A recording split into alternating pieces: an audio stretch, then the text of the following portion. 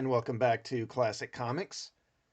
So I stumbled across a Substack article the other day by comic book artist and writer Bill Willingham.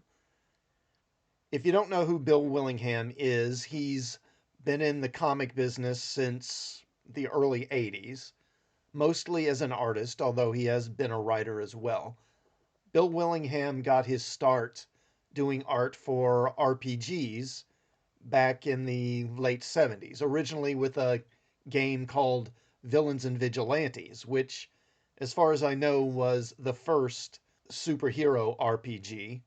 And then he moved on to do art for TSR, the publisher of Dungeons and Dragons, in the early 80s, around 1980, 82, something like that.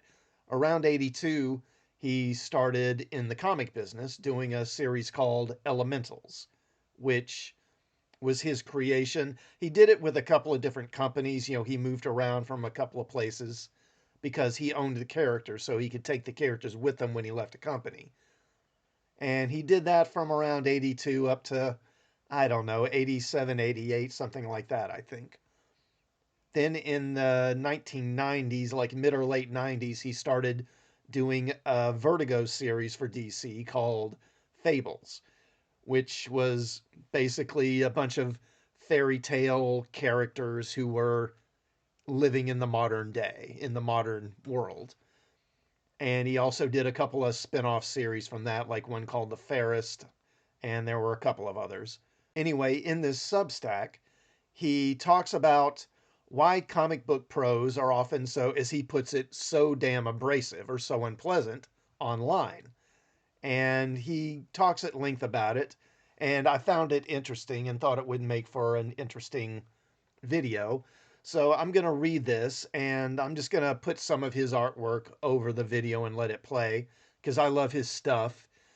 Any artwork from that kind of late 70s, early 80s era, it always is very nostalgic for me. But anyway, let me go ahead and start here.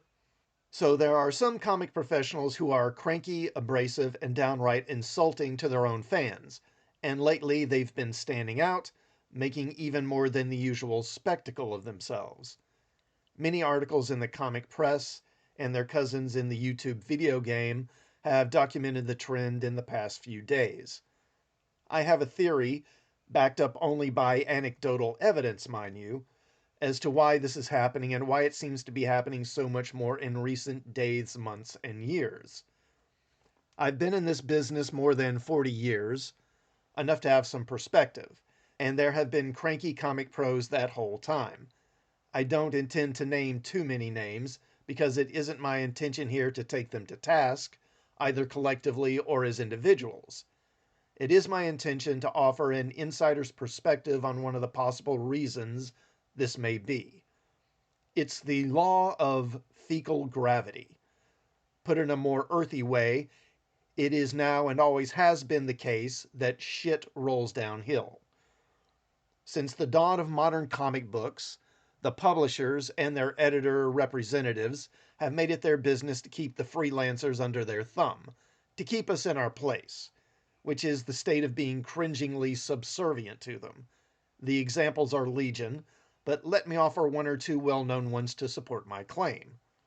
As he often tells the tale, Jim Shooter got his start writing for DC Comics back in 1965 at the tender age of 13. Yes, 13.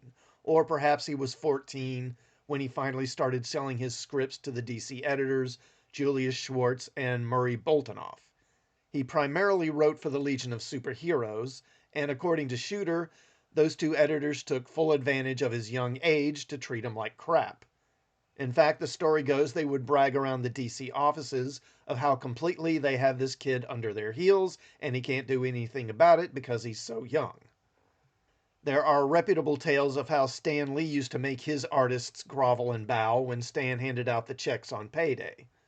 From my own experience, during the days I would often visit the Marvel offices, looking to break into that august house of ideas, I was seriously told by one editor, quote, "The reason I know you're not ready to work for Marvel is, if you were, you'd be here already," unquote.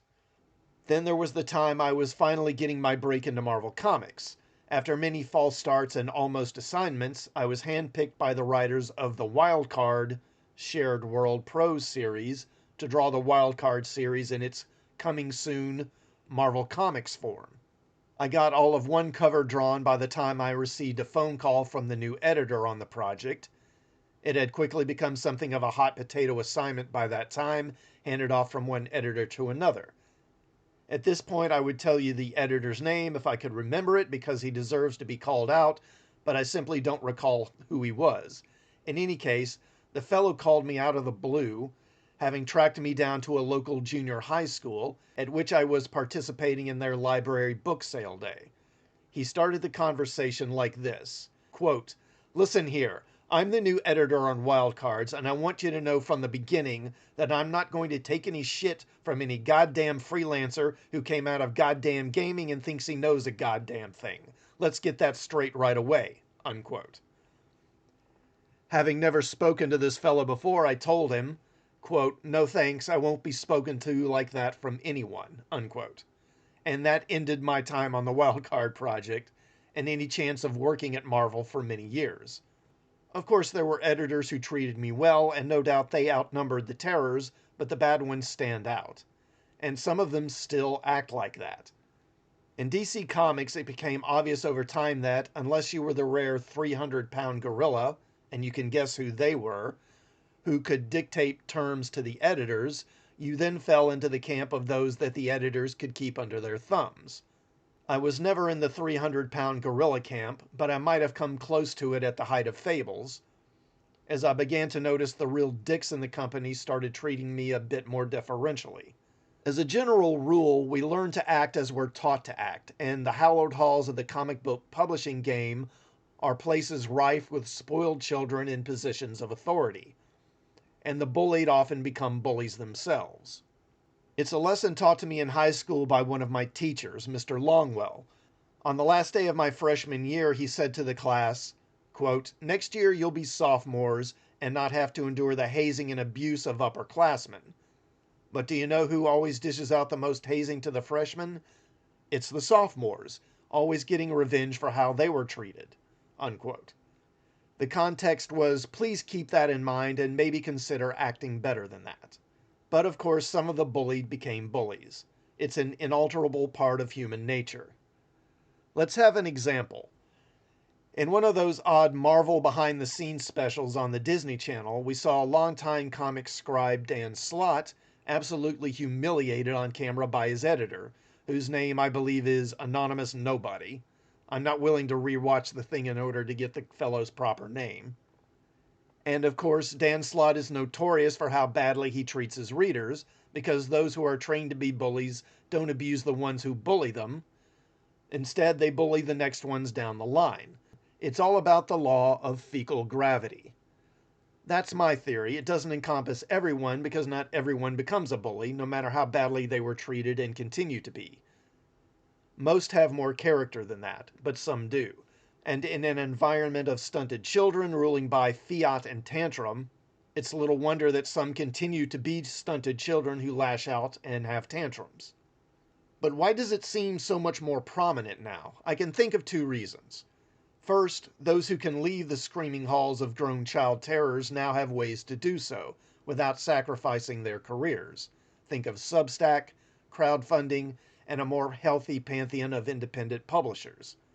There are actually those scrappy young contender outfits out there who try treating freelancers well as an inducement to leave the big two to come over to their shop. That leaves the big two publishing houses more firmly composed of stunted tantrum monsters, without the leavening influence of the still sane and modestly mature. And the second reason is social media.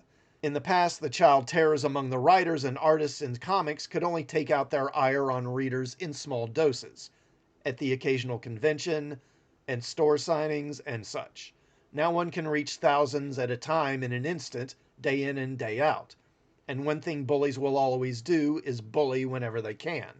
But the same social media is also the mechanism that allows those set upon readers, critics, and until now they were innocent bystanders, to fight back. And that drives the bullies ape shit into even more uncontrollable rage.